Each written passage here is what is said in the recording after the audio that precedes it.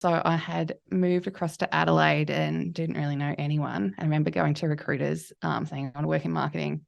And they told me, you won't get a job here because you didn't go to university. So it was looking like a bit bleak. I just went like old school and went on Seek, and this job came up, and it was essentially it was a PA kind of office support in the regional office of Toyota in Adelaide. And yeah, just kind of went through the kind of interview process there, and then that's how I landed there. And then they have just huge amount of sponsorships. So Adelaide Crows was the big one. And it was quite funny because before I'd got that job and I'd moved to Adelaide, it was kind of a question of, are you going to be Crows or Port?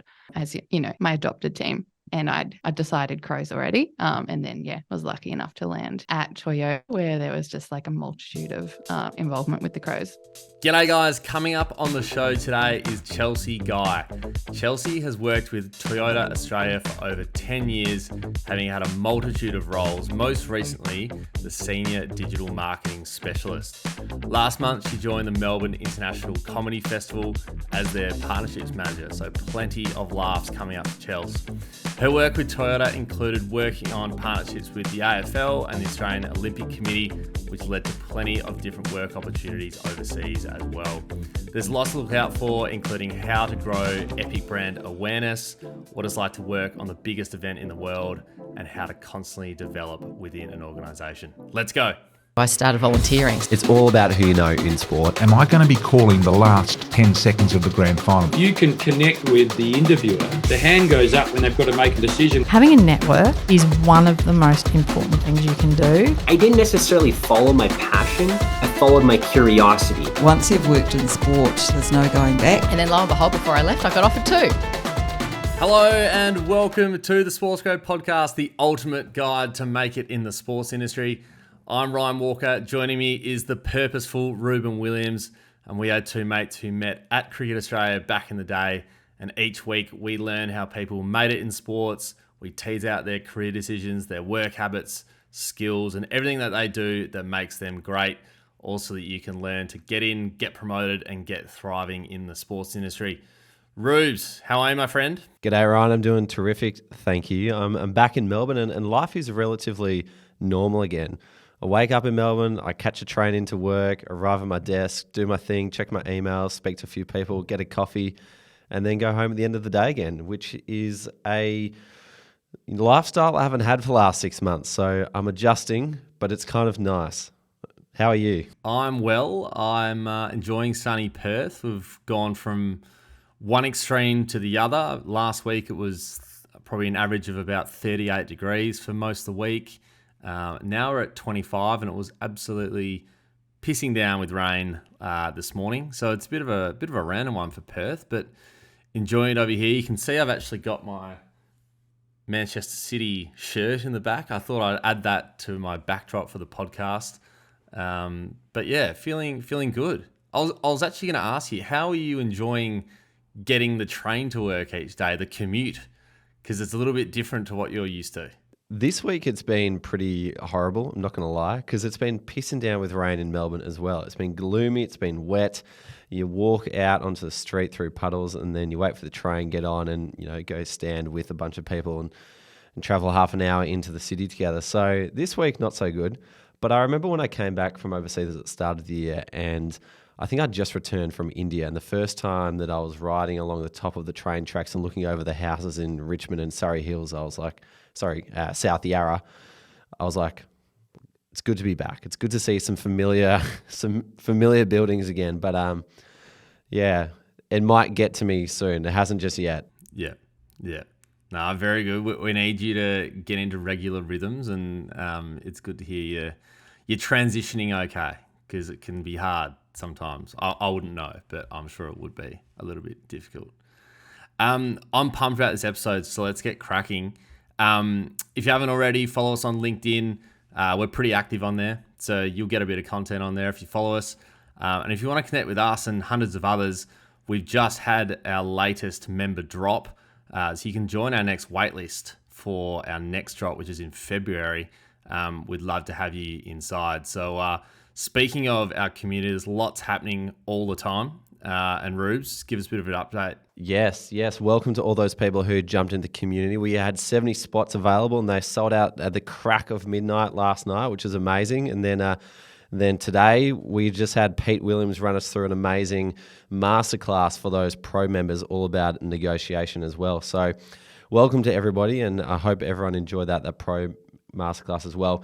Coming up, though, we've got plenty on offer. Pro people, they've got a speed networking event coming up on the 11th of December.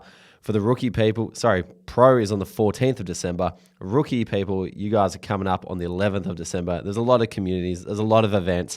When you jump in there, you're bound to find something with somebody happening. It's confusing for us as well. Don't worry. We need people around us to make sure we're all organised. Then the Feb meetups are coming up as well, just around the corner. So if you enjoyed the ones that we just ran in November, pencil in the middle of February for the next lot of events. Otherwise, if you want to stay up to date with everything that's going on, make sure you get the newsletter too, where one of the things you'll find in there is our wins. Every week we share what wins the community have gone through. And there is a lot to shout out at the moment, Ryan. I'm looking at a list of about 7 different options to read out here, and I'll pick a few that come to mind. Let's start with Rachel Harris. Rachel has picked up a role as a performance analyst at Cricket Australia, which is absolutely outstanding, mind you, because we get a lot of people asking for that specific job. Like, I'm not going to lie, Cricket Australia analyst, a lot of people come to us saying, how do I do that job? Rachel, you've absolutely nailed it. Very rare. Well done to you, Rach. Who else we got here? Brad Schultz, Marketing and Events Manager at the Melbourne Central Basketball Association. Well done to you, Brad. And Luke Foley, long-time member, just picked up a job as an assistant accountant at Melbourne and Olympic Parks Trust with a wonderful team there, including Kerry Gassner, who is a former podcast guest on this show. So plenty more I could go through at Marvel Stadium and the Outer East Football and Netball Club, as well as Spark Event Group, to name a few. But there's a whole heap going on. So grab the newsletter. You won't miss anything. Brilliant. Yeah, you're not wrong. There is a list of jobs going at the moment that is absolutely crazy. We'd be on here for the full hour if we were going through everybody. So well done to all of those legends. Let's not waste any more time, Rubes. This is a cracker. Enjoy this chat with Chelsea Guy. Rubes, we know as much as anyone the stress of receiving your ATAR score. You're absolutely right, Ryan. I remember stressing for days waiting to get my score, and I thought if I didn't get it, my life would be over. Rubes, I was the exact same. I still remember the day I was holidaying in Hawaii, getting my ATAR back and thinking the world was literally about to end. Well, for those of you who are like us, don't fear, because Deakin University are here to help you take the next step with confidence. Whatever your ultimate career looks like, Deakin will equip you with the skills to make it a reality. God, I wish I had this kind of support back in the day. Visit Deakin on campus between 11 a.m. and 4 p.m. on Tuesday, the 12th of December, to chat to course experts about your study options, the application process, or join a guided campus tour so you're confident in your preference decisions.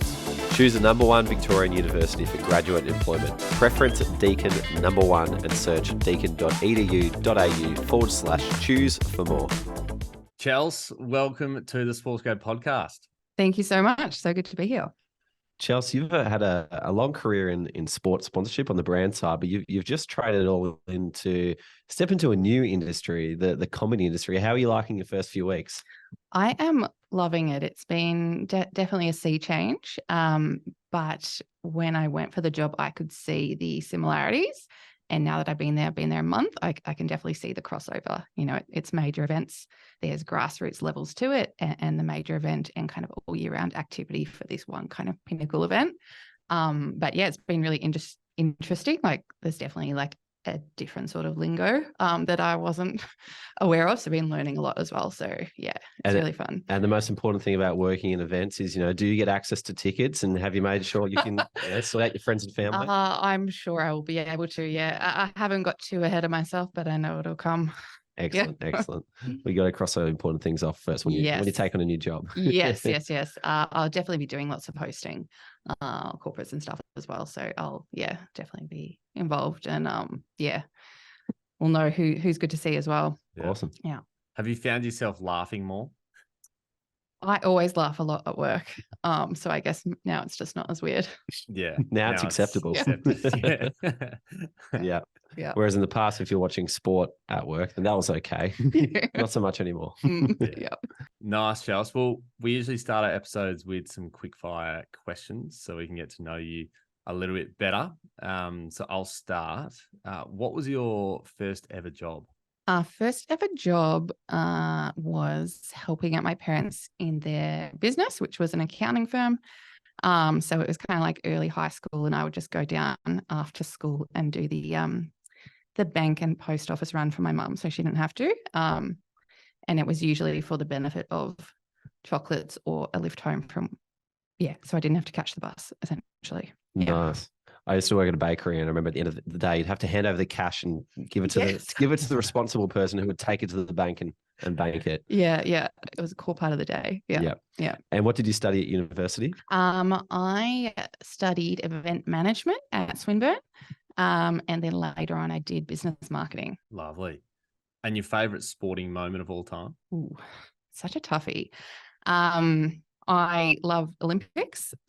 So my favorite sporting moments are definitely Olympic related. And I just have so many from Tokyo that it's difficult to pull them apart. But mostly it's that Olympics happened. I remember watching, was it Ariana Titmus and Dean Boxall? Amazing. About to break the glass on the... Yeah, there were so many good ones from that swimming that year. It was just amazing. Yeah. Yeah. And the best thing is there's an even shorter wait to the next one. So it feels like once it's happened, another one's around the corner. Yeah. Yeah. It's a good build up. Yeah. And do you have a favorite question that you like to ask candidates in an interview? Favorite question?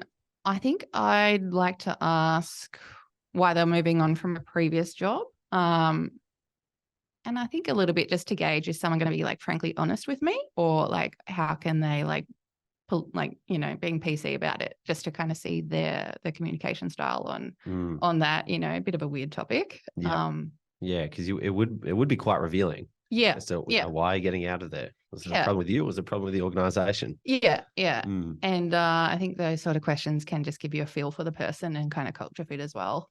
Makes them be honest as well, which is always good. Yeah. So if I'm in an interview, I wanna know who I'm going into work for as well before it gets, to that point. So I want to really understand the culture fit. So I would want to know the management style of my manager. Mm-hmm. Are they like super hands off and chill and kind of let you go with it, which is the way I work best.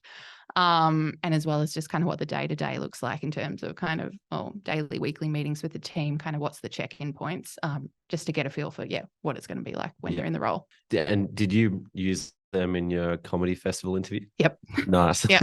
Nice. And I was very happy to hear that it's a very flat organization. Excellent. Yeah. So it's not a every single morning check-in type operation. No, definitely not. I remember there was a time when I was at CA during COVID, and probably given, it was during COVID, so there's a lot happening. But I remember we had like a check-in Monday, Wednesday, Friday, all the same meeting. And like, not to say it was bad, but like after a while, I was just like, this is hard. I'm struggling to get through this. So we had a daily one for a while. So, yeah. No, it's good. I'm not sure if you're a book or a podcast fan, but do you have any that you'd recommend that's helped you in your job? One that's helped me in recent years is, it's more so an app than anything. The Harvard Review, Harvard Business Review, that is, has lots of good articles in there, and a lot of them kind of link to like further suggestions on further reading or things like that. So there was definitely one I read last year. And this was kind of pre-ChatGPT and just all of the fuss about AI. But it was a recommendation for a book about digital marketing and AI. And it was really, really good one. Name I can't remember. We've never had someone recommend an app. It's kind of like a Kindle app or an Audible app where it takes you to a catalog of so it's blogs. A subscription.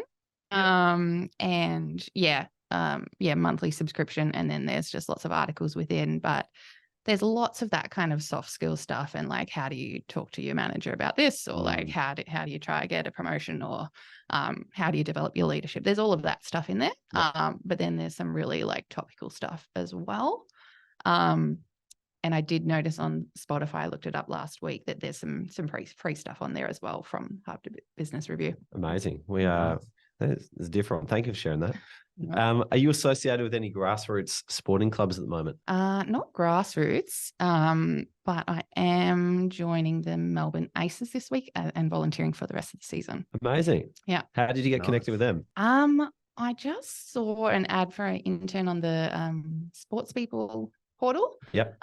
It was for ticketing, and I just called them up and ended up having a chat to Melissa in marketing. And had a good chat, told her my backstory and sent through my CV. And then she said, don't join ticketing, come join me. You'd be better suited. Yeah. So just from a phone call on a job ad, and just found a different area that wasn't advertised, I guess. The greatest hospitality experience I've ever had in my entire life came out at Laverton at the Melbourne Aces baseball Really? ground. Yes. Wow. So I got an invite from an incorrect invite, might I add.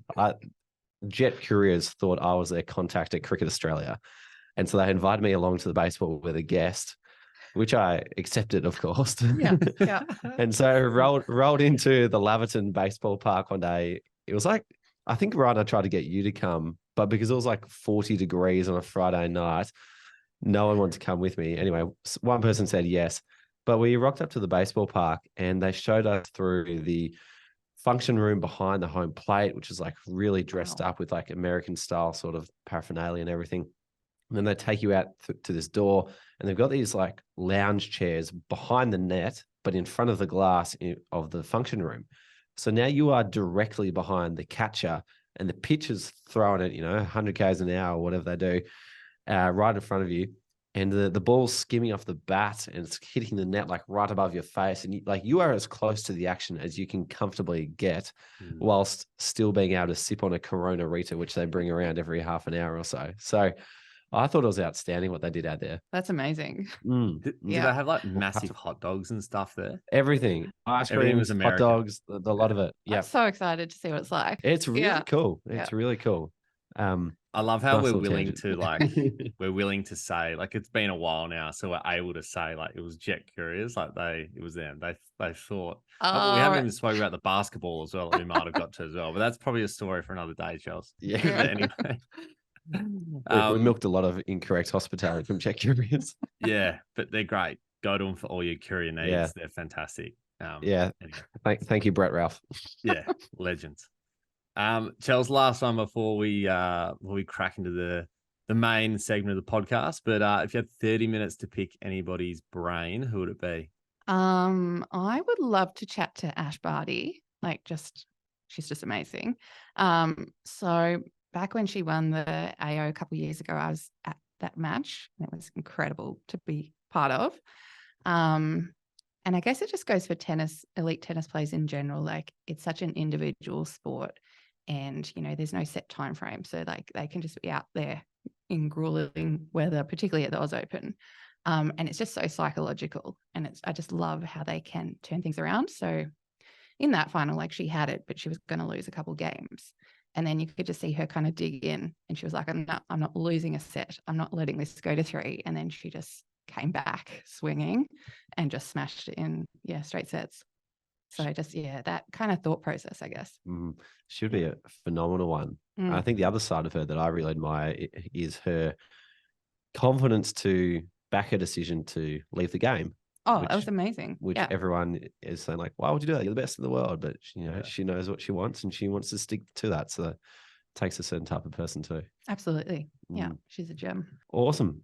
Well, we've got a lot to cover in this because you've had a massive 10-year career with Toyota, as we mentioned. But before we dive into that, can you tell us a bit about how you got your start in the sports industry? My start in the sports industry goes back to me starting with Toyota.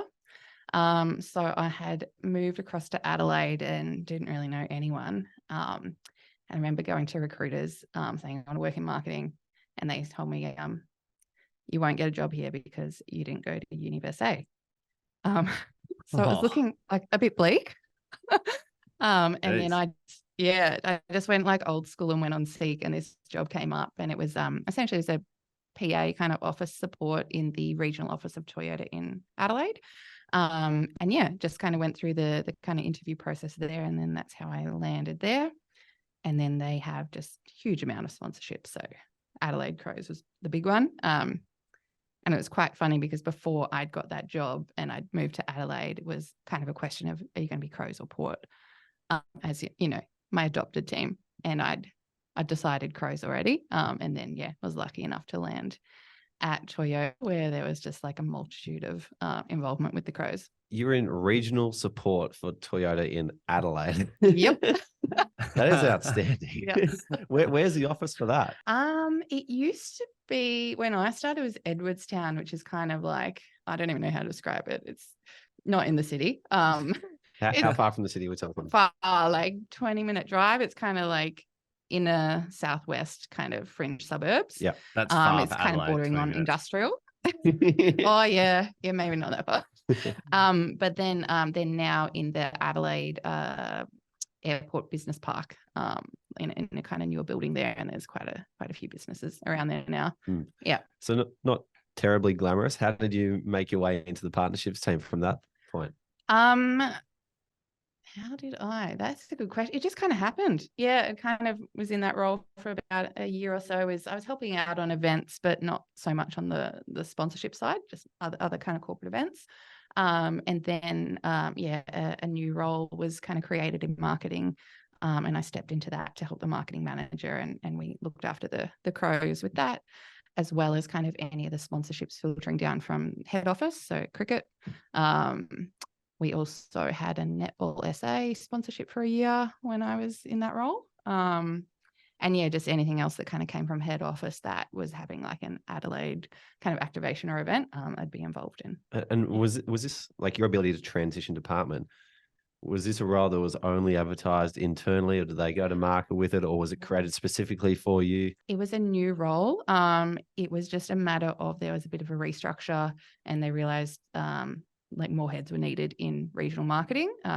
It's where a lot of sponsorships happen with Toyota. There's definitely the national ones, but then there's a lot that happens at the state-based level. And so there was just a recognition that more heads were needed. And in this instance, they all went to internals and all kind of promotions. Every single one went to internal? Yeah. Wow. How many roles would that have been? Maybe 5 across Australia. Yeah. Yeah.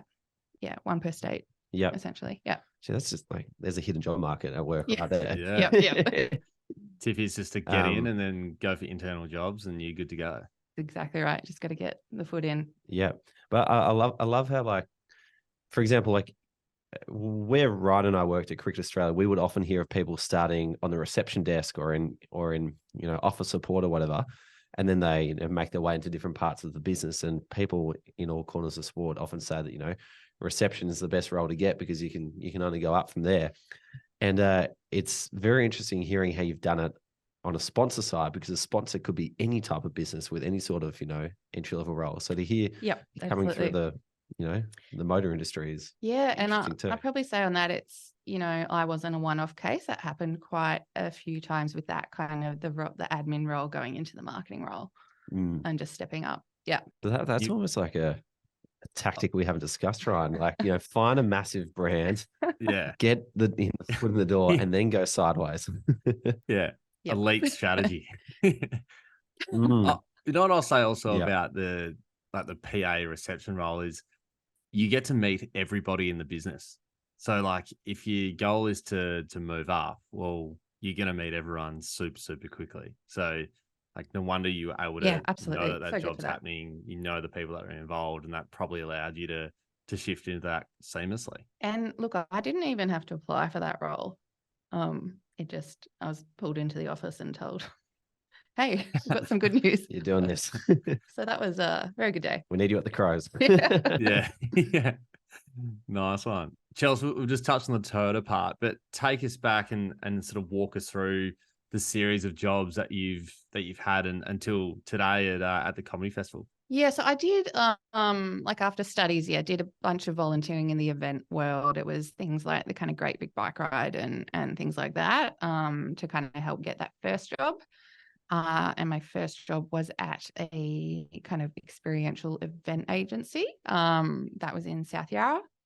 And they did things like the like Grand Slam Oval activations at the Oz Open. They did like Birdcage at the races and Grand Prix. So all those kind of corporate structures / activations. So I was, again, that was a, reception kind of role, foot in the door. So that was like my main role, but then I helped out on events as well, on the producers, with producers that, manage the different activations. So yeah, that was my first role. Was there for about a year. And then I jumped to Aegis Media, Mitchell and Partners, in it's a big media agency, and I was in admin there as well in the HR team. And I always wanted to jump into one of the media companies from corporate, but I didn't make the jump. I was a bit scared of going backwards, kind of down the ladder. And then from there, I moved to Adelaide and then started with Toyota, which was 10 years ago. And then 10 years at Toyota, how did you kind of progress from role to role to role, and even some of the projects on that journey too? Yeah. Oh my gosh, a lot to cover. Yeah. So I guess in a nutshell, I did 4.5 years in Adelaide. So that was going from the PA role to marketing coordinator. So that was doing all of the sponsorship activations with the Crows. And my favorite one was Hilux Hill, which is still there to this day, which is just such a great activation and gets so much media coverage. I did a lot of ticketing, and then a lot of kind of corporate events for our customers who were the dealer network in automotive. I then jumped back to Melbourne at the time when automotive manufacturing was closing in Australia, so end of 2017.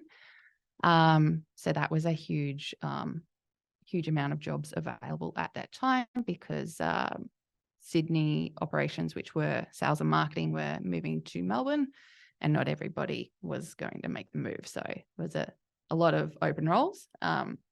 And I, took that chance to move back closer to home to Melbourne. And in that time, there was an interim period where we needed to go to Sydney most weeks for like a 6-month period, shadow the people that were not making the move to Melbourne and learn their roles, and then eventually end up in Melbourne. So there was a good six-ish months of kind of fly in, fly out into Cronulla is where we stayed. That's where the office was. And that was moving into a no way related to sports role. It was kind of product marketing, so really about the vehicles and the specs of vehicles. So I just thought, I do work for a car company. I may as well give this a go and learn the core products. So and then I ended up back in Melbourne and did that for a couple of years. And then got myself on a secondment to Tokyo for the Olympics. How did you manage that? Good question.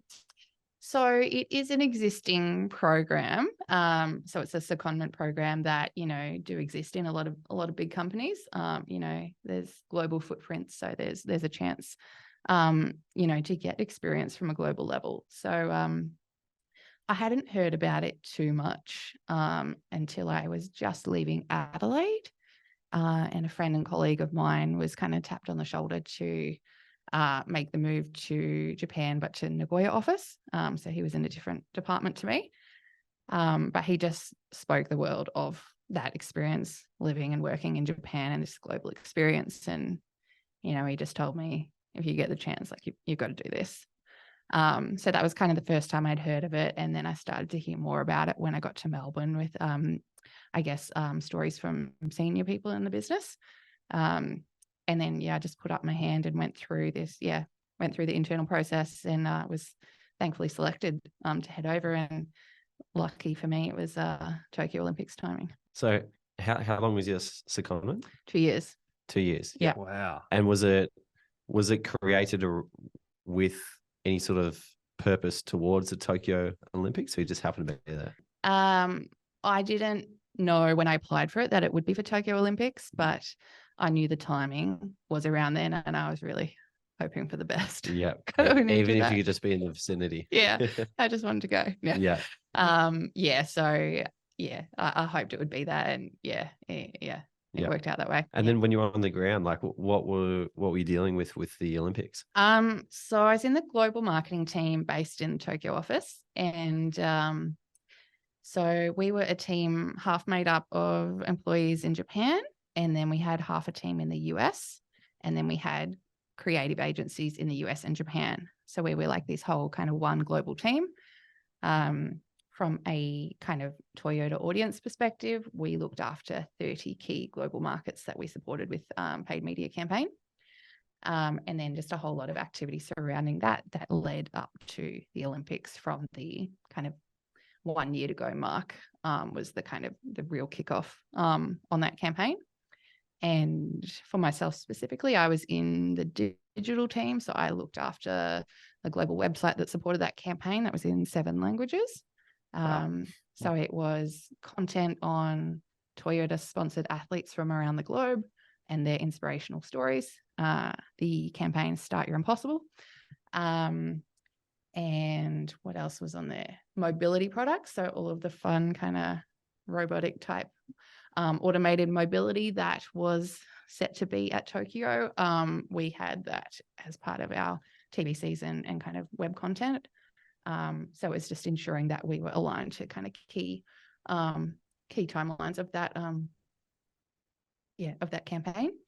And then I also did some social media content that was joint with Olympic Channel, part of IOC. So again, it was just kind of social media content with our Toyota ambassador athletes, just creating that engaging content in the lead into Tokyo. And was it challenging doing all this whilst COVID was going on? Because, the Tokyo Olympics will always be remembered as the games that no one could attend. And for the athletes, it was, fly in, fly out as soon as your event is done. What was it like from a sponsor trying to get involved? Yeah, so definitely a big change from when I went in, which was start of 2019 I went over. I can remember when that announcement happened so clearly.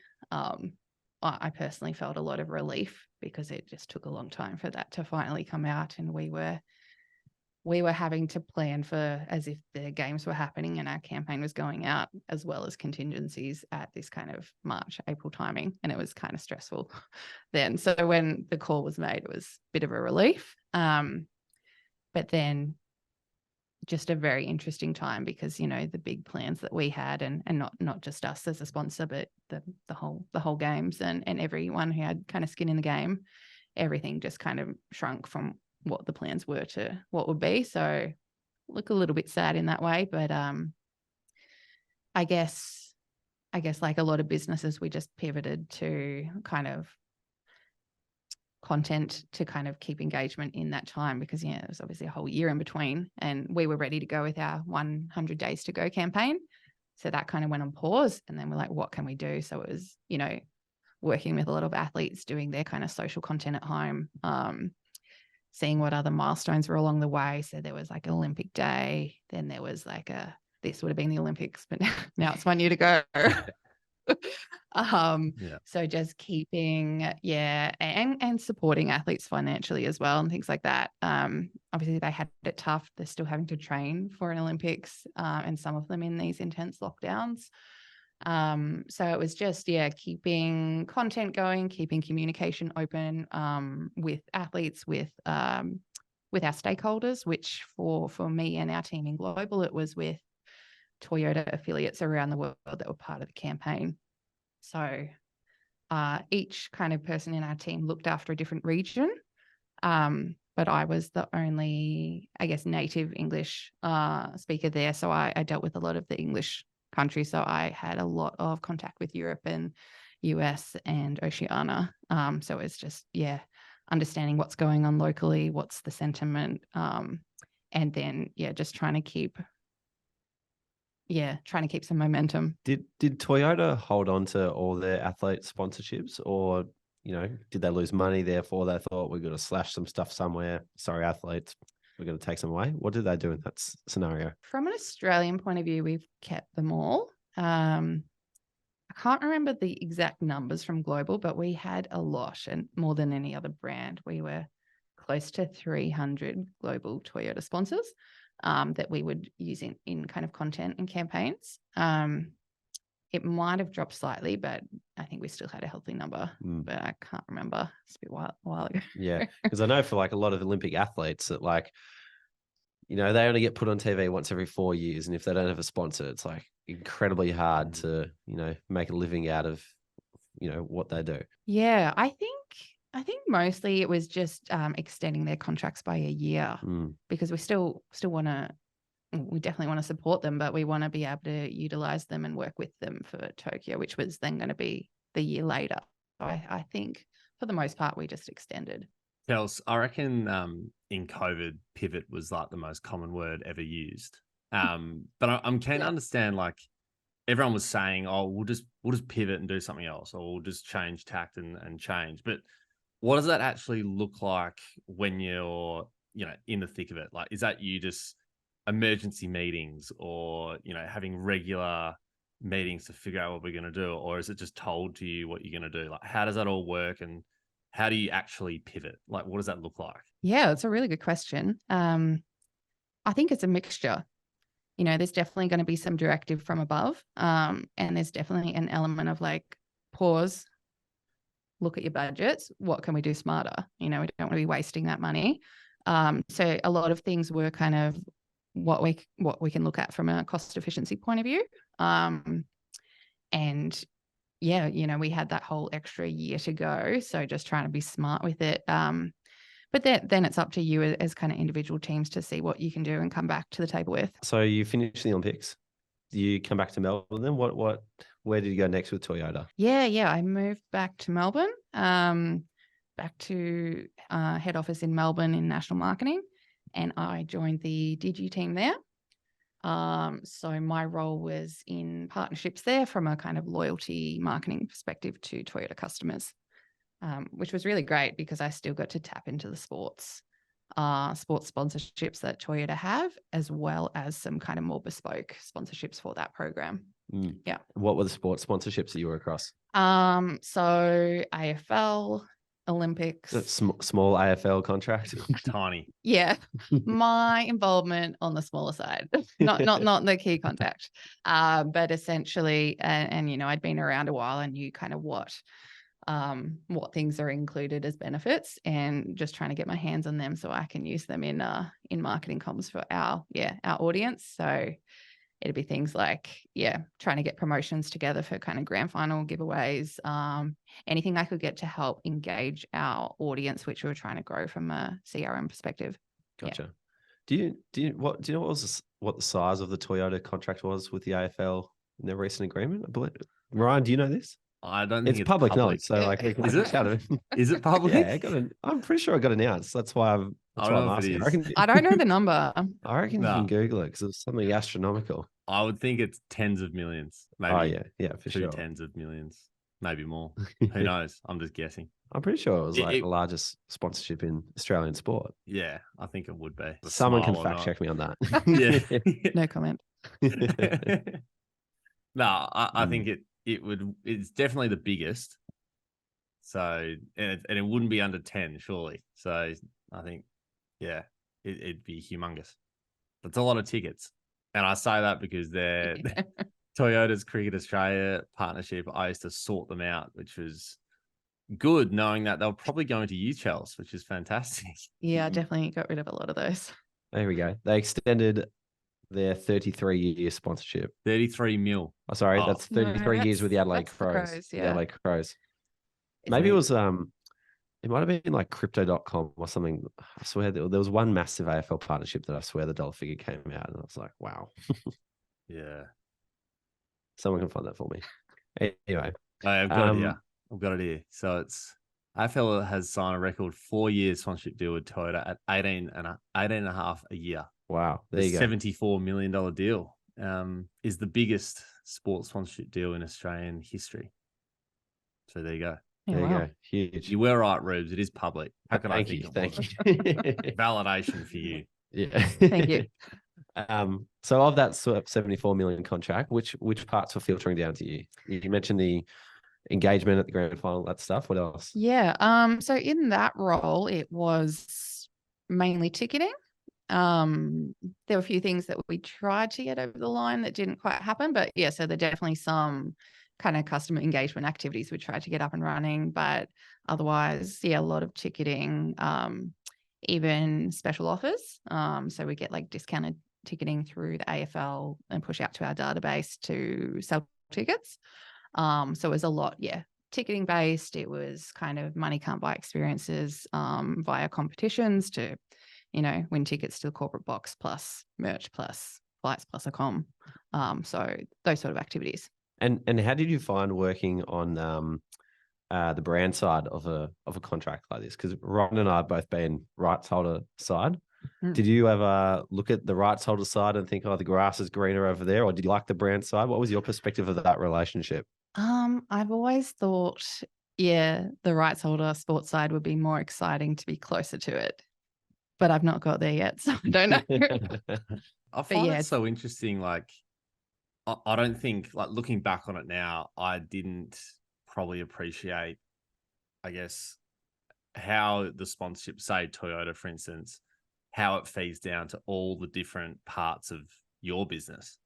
Like, I think when you're in the mixer of it, you're just like, oh, sort their tickets out or sort their money can't buys out, and you don't know where they're going. But like listening to you there talk about like how you were sort of trying to leverage all these bits of the partnership, like a money can't buy experience for you is probably super, super critical to a campaign you're running, because someone's going to want to do that boundary walk, and that's going to lead to more sales. So it's like, you just don't really appreciate it until you sort of hear somebody talking about the impact that it actually has. For sure. And from when I worked on the Adelaide Crows sponsorship and did all the ticketing there, from that side, there was a lot of internal engagement as well. Employees of the company as well as our dealer network. So that was really important to use those tickets for that kind of networking purpose.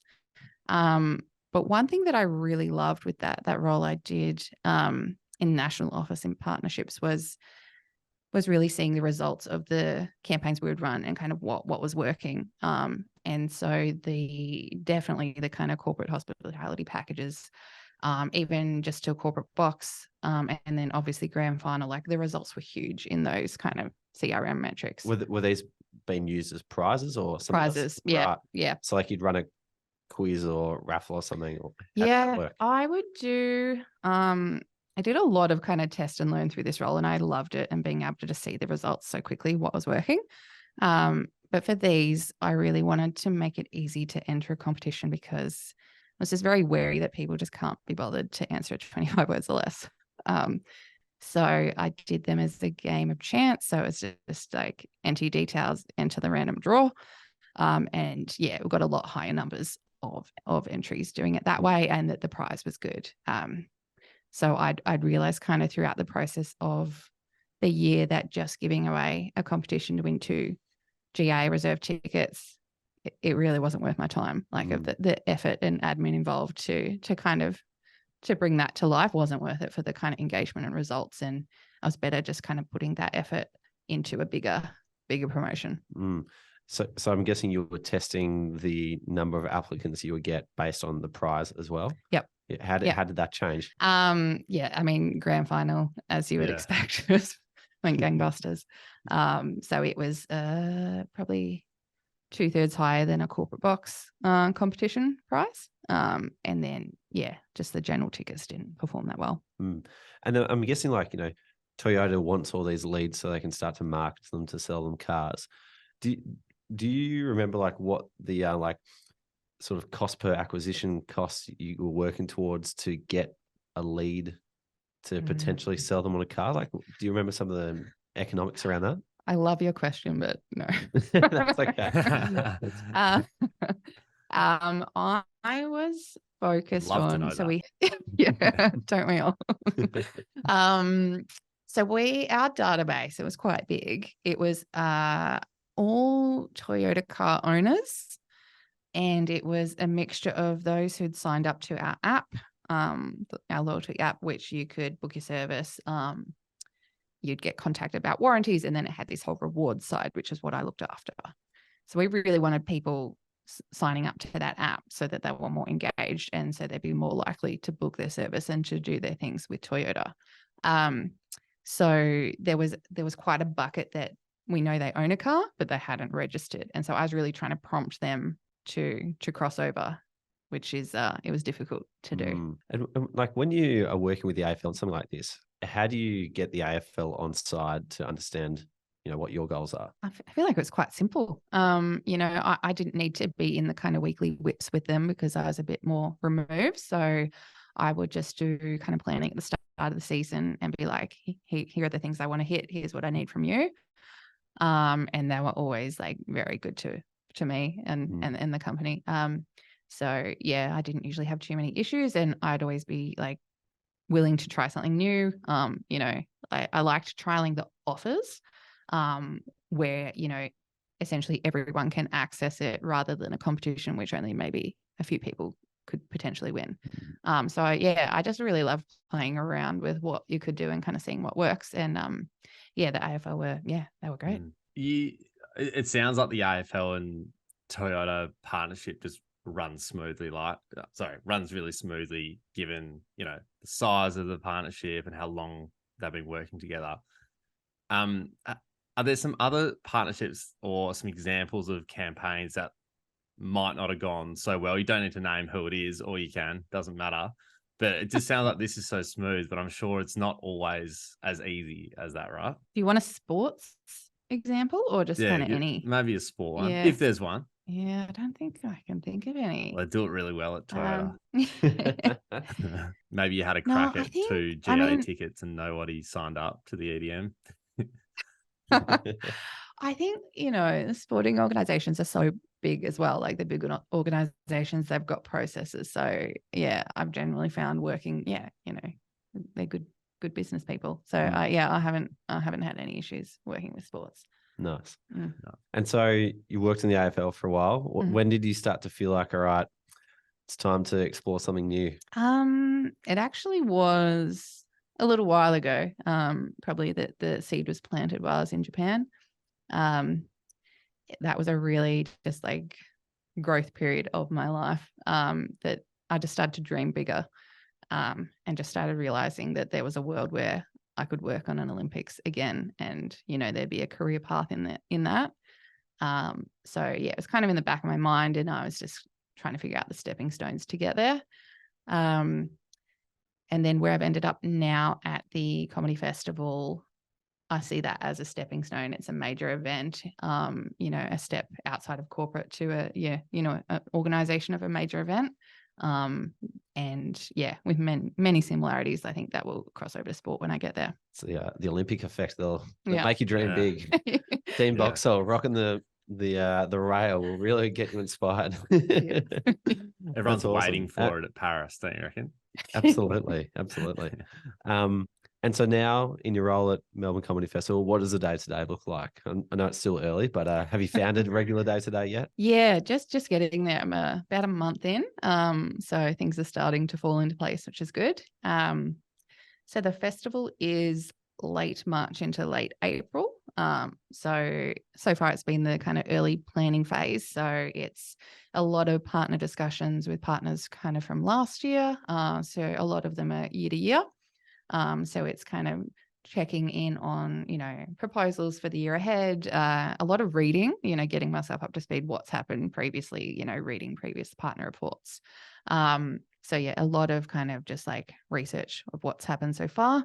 And then a lot of just like reaching out, getting face-to-face time or meeting who I need to, because there's a lot of partners, a lot of stakeholders, and just trying to get in front of people before Christmas and start building those relationships. Yeah.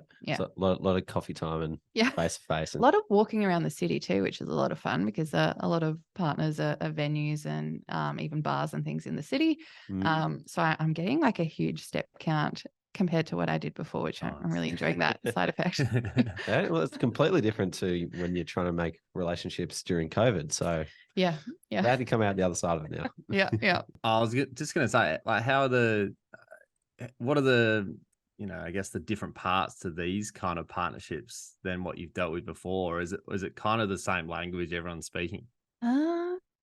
Yes and no. I think the different part to me is more of a hospitality side. That's not like a set corporate hospitality package that, comes in a venue. So the festival takes over the city every year as new. So there's, permits with councils to take over venues. So there's no structures in place that are the festival. It's built every year. And then I'm working on relationships with bars around the city that we'll work with for kind of corporate hospitality and for kind of partnership functions and things like that. So I'm definitely learning the names and places of lots of bars and restaurants that I wasn't aware of. And I'm quite enjoying that because post Japan, I had a personal goal to understand the CBD more, and it never happened. But now it is. I love that goal. Yeah. That's so good. And any good. bars that you can recommend? Oh, so many. Where can we have our next meetup? Yeah. Well, look, you have a SportsGrad big pub group, crawl. so it's going to be a big venue. Well, maybe we'll make it a SportsGrad Pro group meetup. Yeah. How many is that? Well, we've got a bit over. We've just done the intake, so there's over 100 pro members now, and I'd say maybe 30, 40 are in Melbourne or so. Oh yeah. So you get a bit of drop off. Few people come 20 odd maybe. There is a really nice new one that we've kind of got on board. We're working with this year is Bosley, which is the kind of bar restaurant at the Ridges, which is up near Parliament End. So it's a new hotel. It's absolutely gorgeous, and that's newly opened. So we're working with them on a few things this year, but that bar is beautiful. Bosley. Wow. Okay. Yeah, I'll Bosley. have to keep that in mind. We know where to go now, Roops. Chelsea's our bar expert in Melbourne. Yep. Yeah, definitely that kind of top end of town, like Russell Street up to Parliament. That's where I know a lot about now. Awesome. For people looking to get into this partnership space, are there any particular skills you'd recommend honing in on? Yeah, attention to detail, I think, is paramount when it comes to contracts and inclusions, as well as, you need to make sure you deliver on all of those. So I love a kind of project management board that you can visually kind of see requirements, or if there's multiple people involved, you can kind of move it across to who's responsible. That's, not a spreadsheet way, something a bit more live and reactive. So I've used Asana in the past, which I loved. And currently at the new workplace, we use Monday, which I know you guys use. Yep. Yeah. So those sort of tools I think are just great. That's a good one. We haven't had that one before. Get used to learning project management tools. Usually it's like, better communication or something like that. But practically, if you're going to be in this platform every day, you should know how to use it. Yeah. Before we wrap up, any final advice that you would give to anybody looking to get their start in partnerships? Good question. I think there's so many avenues, right? I think finding your core interest and niche that you want to get into. And then I think just be willing to do what it takes, like do the grunt work. Don't be too above anything, because even you when you work your way up, you still have to do some things that are, not the most glamorous, but it's just kind of get your hands dirty and get things done. And I personally think that's a lot of fun. And what's next, Chelsea? We know comedy festival, but where after that? So I have my flights booked for Paris next year.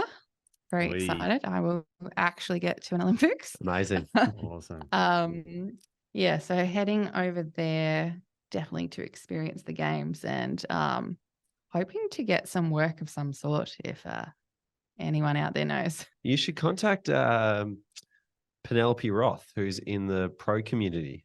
Have you seen her name come up? We are actually having a call next week. Oh, well, there you go. You got someone on the ground. Yeah. That's a beautiful thing about the SportsGrad community, who, if you're not part of it and you're listening, living people in Paris already.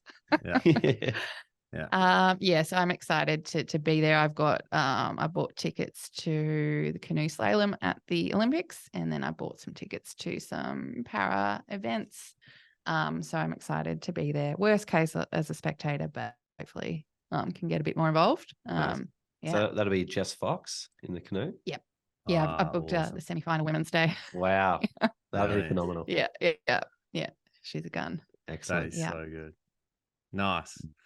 Well, Chelsea, it has been awesome having you on. I know we've wanted to get you on for a few weeks or a few months now, so it's fantastic to have you on and just hearing about your journey. That's only really starting. I feel like you've done so much in your career, and like you're just getting set to do some amazing things in the next 5-10 years and beyond. So it's been awesome just hearing about your experience at Toyota, getting over to Japan. And we're absolutely stoked that you can finally get to an Olympics next year. So thanks again for joining us. And we're looking forward to coming to the comedy festival. So we'll hit you up for some tickets. Yes. Yeah, definitely. And yeah, thank you so much. I'm super pumped to be getting closer to the world of sports. You know, next step, I'll be there. Guys, it's time now for the People's segment, everybody's favourite segment of the SportsGrad podcast, Ask SportsGrad, where every week we answer a question directly from our community. If you'd like to ask a question first, you've got to become a SportsGrad member. You can join our waitlist for our next intake in February 2024 by going to our website, sportsgrad.com.au/community. You can ask all your questions in our special Discord channel called Ask SportsGrad. Now, Rubes, this one comes from Ari. Great man. I've applied for a few full-time roles and was happy with my application. I was just wondering if anyone here has followed up an application with an email or a phone call after applying to touch base with the employer about how I went with the interview. Great question, Ari, and a very common problem. A lot of people getting left on scene by the HR teams who can't get back to everybody. So there's a few things to touch on here. First, I'm going to give you the employer's perspective. Then I'm going to give you a reactive approach and how to follow up after you've applied for the job. And then I'm going to give you a proactive approach so that you actually don't get left on scene again. So to give you a perspective on employers in sport, for popular entry to mid-level jobs, they're getting hundreds of applications. And I'm not exaggerating when I say that. So they literally cannot get around to getting back to everybody who applies. So if you never hear from them again, it's not because they don't like you, they don't want to help you. There's just not enough time in the day for them to treat everybody as everyone would probably like to be treated and get the feedback that they would like to be treated. That is the unfortunate reality of a lot of jobs in sport. There's just so many people to reject. So if you want to get some feedback or find out where things are at, I would go onto LinkedIn, connect with them, and follow up in a polite manner. Just say, hey, I've sent my application in, was wondering where it's at, but you don't want to do that too soon. So I would probably wait a week and a half. I think about 10 days is about the right amount of time. Within a week, it's kind of like they're probably still interviewing people, sorting through things. Within 2 weeks, that's probably when they've had enough time to get through everyone. Or if you want to find out when the right time to follow up is, ask in your interview. So I would wait probably 10 days to follow up, and I'd go through LinkedIn. I'd use an email if you can. Or if you have a connection inside the organization, then that can help you as well. Now, a way to not get left on scene a second time is actually get to know the interviewers and get to know the hiring manager before you apply for the job. So if you see a job come up, I would reach out to the person who's hiring and I would say to them, hey, I'm interested in your job. Is there any chance I can have a quick chat to you to see if I'm a good fit? And if you can get on the phone with them before you've even applied, when your application comes in and when you see the time to follow up, whether it be after you send in your resume or after you interview, because you have a pre-existing relationship with this person now, they are going to be a lot more inclined to follow up with you. So I would do the work in advance to make sure that you get the feedback at the end. Yeah, love that. Love that. I think big one with this is not pestering them. Like sometimes you gotta sort of swallow the bitter pill. And like you said, I think 10 days is probably a good amount of time. Like you don't want to be that person that follows up within a day or 2 days, because then that probably just puts more stress on them. But also like if it's been a couple of weeks, say, and they haven't got back to you, I think the LinkedIn message is great because you can always be like, hey, like it was great to interview last week. Understand I might not have got it because it had been a bit of time, but you could be like, would love to be kept top of mind for the next role that might come along, and hopefully I might be successful there. So you're not sort of you're kind of admitting defeat, but you're also remaining in their mindset and taking it like a champ. So it's a tough one to go through, but I think getting to know them first of all is probably the key to that. Exactly right. The worst thing you can do is put the wrong impression on their mind going forward when you're unsuccessful. Yeah, totally. I like what you said about the question, like ask in the interview how long I should wait to follow up. I think that's good. It kind of puts the pressure on them as well to give you a good answer. So that's it. And if they give you an answer, then they are going to want to stick by their word and do what they say. So, make them commit. Totally. Great question, Ari. That's a good one and something that comes across our desk pretty regularly. Well, if you'd like to ask us a question or ask our friends in sport a question, become a SportsGrad member. Like I said, head to our website right now to join the waitlist for our next intake, which is happening in February 2024. And you can jump on any of our member events, ask any of our friends in sport questions that come up, and it's your go-to network to get a job in the industry. In the meantime, find us on LinkedIn. If you know anyone who'd enjoy the show, send it to them and give us some love with a rating if you love it. Subscribe on Apple or follow on Spotify. Thanks for listening. We'll see you next time. Hey guys, one last thing before you go. If you'd enjoy a quick email from us each Friday on all the latest job openings, networking events, Q&As with industry professionals and latest podcast episodes, then subscribe to the SportsGrad newsletter. Head to our website, www.sportsgrad.com.au/newsletter to subscribe. There's also a link in our show notes to join.